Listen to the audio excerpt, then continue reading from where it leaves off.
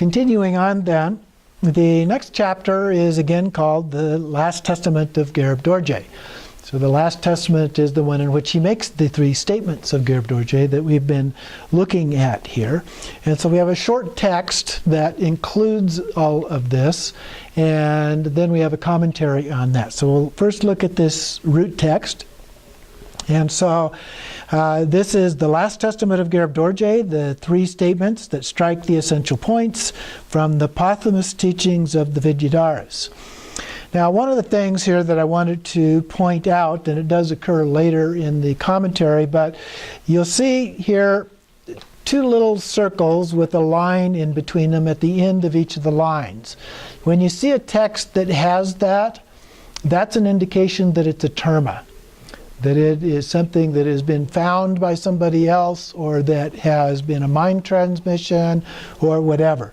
But that's the definitive mark of something that is considered to be a terma.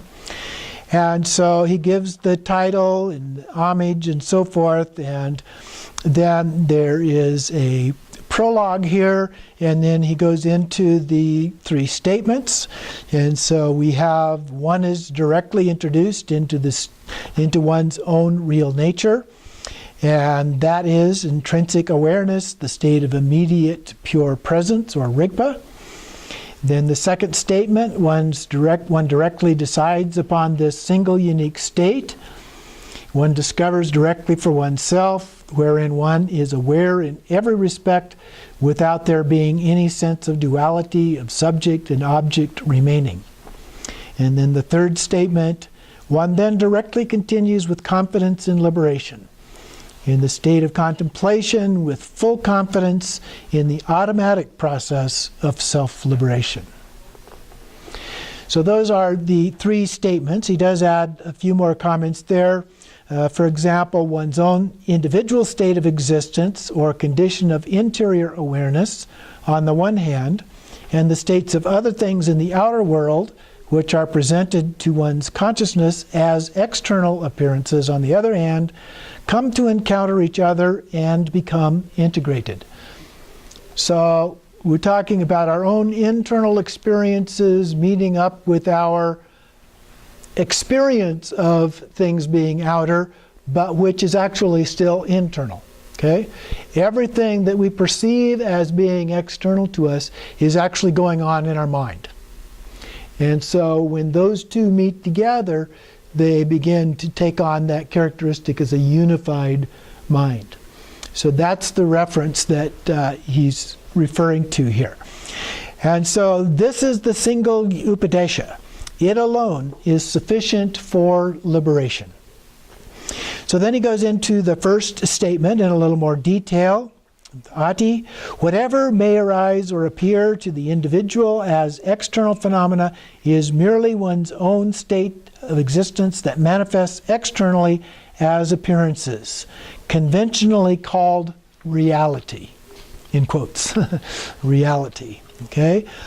The phenomena that arise to consciousness immediately and directly come to encounter their own nature. Immediately they recognize and know each other.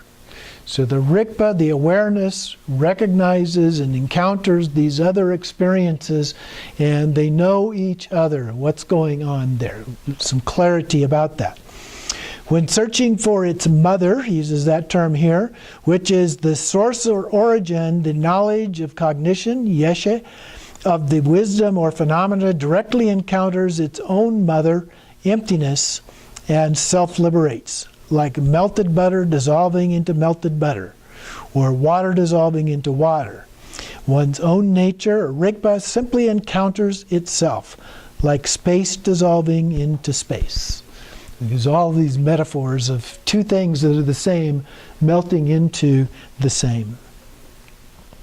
So self-liberation is just that primal awareness itself. And then he goes into the second statement. Here he identifies this, in this particular text, particularly the commentary, he identifies this more with Togao. Okay, in this state, awareness, one directly discovers that all of one's final visions are actually arising out of oneself. So this is being compared with Togao. The visions referred to here are the visions, the 4 visions of Togao. Then he mentions the third statement. One's statement becomes like a treasure containing vast riches.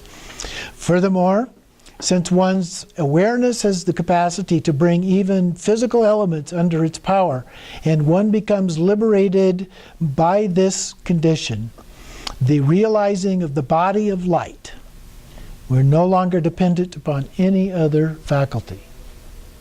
Okay?